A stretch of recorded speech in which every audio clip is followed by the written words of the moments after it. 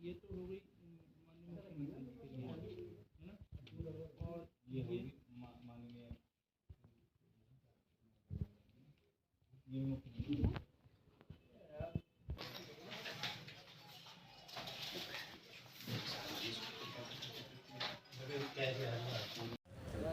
नमस्कार दोस्तों, एक बार फिर से मेरे YouTube चैनल कण्वा नगरी लाइव में आप सभी लोगों का स्वागत है। और दोस्तों, आम व्यक्ति जब न्याय के लिए जाता है तो सबसे पहला जो दरवाज़ा होता है वो पुलिस का होता है। पुलिस के पास वो जाता है अपनी गुहार लगाकर।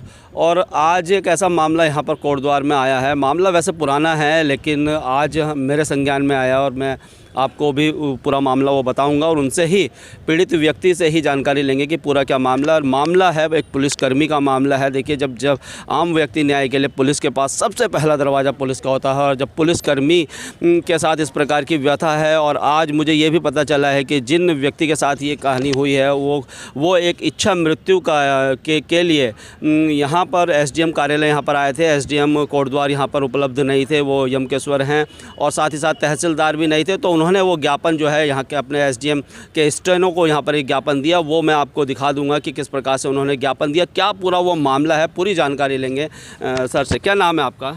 जी, मेरा नाम कांस्टेबल चालक सज्जन सिंह है। कब से हैं कोटद्वार में, कब से तैनात हैं आप? कोटद्वार में मैं वर्ष 2020 से 2021 से तैनात था सर, और फिलहाल मैं पुलिस लाइन पौड़ी में तैनात हूँ। अच्छा, पुलिस लाइन पौड़ी में तैनात हैं आप अभी।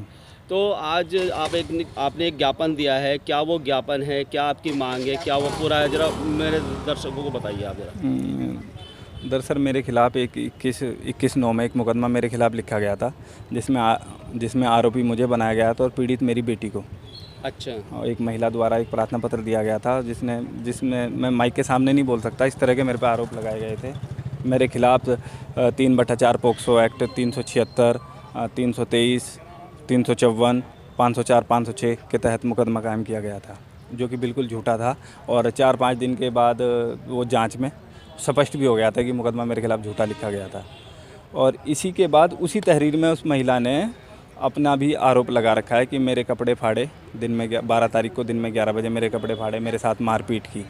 जबकि ना मैं वहाँ उस जगह था। आसपास के लोग भी इस घटना से इनकार कर रहे हैं, क्योंकि वहाँ जब कुछ हुआ ही नहीं तो कोई कैसे बोलेगा। तो इसमें क्या है, पुलिस जो है इसमें ज़बरदस्ती चार्जशीट भेज रही है मेरे खिलाफ़ ज़बरदस्ती चार्ज, ना आसपास के लोगों का बयान अंकित कर रही है ना वगैरह। और मुझे उस दौरान जो है मैं पुलिस लाइन में अवरुद्ध कर दिया गया था। मैं पुलिस लाइन चला गया था, आदेश का पालन किया मैंने, वहाँ मैं चला गया था।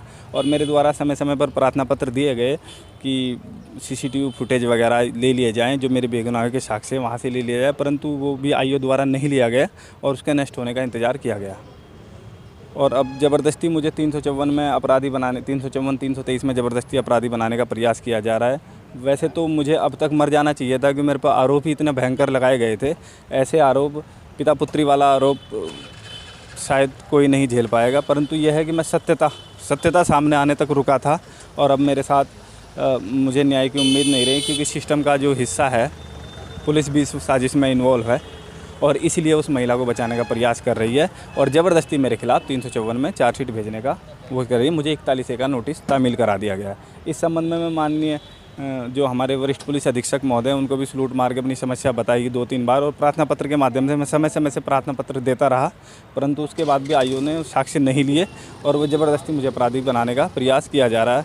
मैं अपने बच्चे से नज़र नहीं मिला पा रहा हूँ। मेरा बच्चे को इस दौरान इतनी समस्याएँ झेलनी पड़ी, मेडिकल संबंधी और बयान से संबंधी, इतना वो परेशान हो गया कि मेरा तो जीने का कोई औचित्य बैठता नहीं है। मैंने आज प्रार्थना पत्र दिया है माननीय मुख्यमंत्री महोदय और महामहिम राष्ट्रपति महोदय को, एसडीएम साहब के माध्यम से, कि मुझे इच्छा मृत्यु दी जाए। अब मैं बिल्कुल जीने लायक स्थिति मेरी नहीं बची है। तो न्यायालय में नहीं लड़े आप? कोर्ट में अब तक ये मामला गया ही नहीं है। कोर्ट में लड़ने का कोई वो हुआ ही नहीं है अब तक। जब तक जांच आप ले जा सकते हो ना अपनी। हाँ, मैं न्यायालय में इस मामले को ले जाऊंगा, परंतु अभी तक जांच कंप्लीट ही नहीं। मुझे न्याय की उम्मीद थी। मैंने कहा जब मैं सही हूं तो मुझे कोई गलत साबित करेगा, और उसमें से 50% वो मिल भी गया था, सही साबित हो गया था सब। उसमें CWC आ गई थी। CWC आने की वजह से पुलिस जो है अपनी घालमेल उसमें नहीं कर पाई। तो परिवार आपके साथ है? जी, परिवार मेरे साथ है। और यहाँ तक कि बाबा सिद्धबली की कृपा से कोटद्वार के लोग भी मेरे, मतलब उन्होंने भी किसी इस तरह पर ध्यान नहीं दिया, कि जो लोग मुझे व्यक्तिगत जानते हैं उन लोगों को पता था कि मैं ऐसा नहीं कर सकता। कुल मिलाकर आपका विभाग आपका साथ नहीं दे रहा है। जी हाँ, मेरे विभाग में मैं कहूँ तो केवल कोटद्वार पुलिस जो है मुझे ज़बरदस्ती अपराधी बनाने में लगी हुई है। बाकी और विभाग तो खैर मैंने जब प्रार्थना पत्र और जो मैंने दिए जब वो आगे ही नहीं बढ़ाएंगे, कुछ बताएंगे ही नहीं, तो उसमें क्या उनकी तो नॉलेज में ही नहीं होगा। परंतु ये कोटद्वार पुलिस जो है मुझे निरंतर फंसाने के में लगी हुई है। उससे पहले भी इन्होंने आपसी उसके चलते हुए मुझे पहले कॉन्फिडेंस से ट्रांसफ़र किया था। मेरे बच्चे बहुत परेशान हो गए थे। मैंने अधिकारियों को सलूट किया, साहब मेरी समस्या ये है, बच्चों वाली मेरी कोई गलती नहीं है। उसके बाद उच्च अधिकारियों ने मेरा स्थानांतरण फिर पुनः यहाँ ASTU में कर दिया था कि अपने बच्चे देख पाए। मेरी पहले महिला ने जो वो महिला थी, पहले वो महिला ने आपके ऊपर जो है आपकी पुत्री का ही आरोप लगाया। जब वो आरोप सिद्ध नहीं हुआ तो उसने अपने ऊपर ही कह दिया कि इन्होंने मेरे साथ किया, ऐसा ही है? हाँ जी, उसने 354 का जो लगाया है कि मेरे साथ छेड़खानी करी, मारपीट की है, उसी तहरीर में लिखा हुआ है।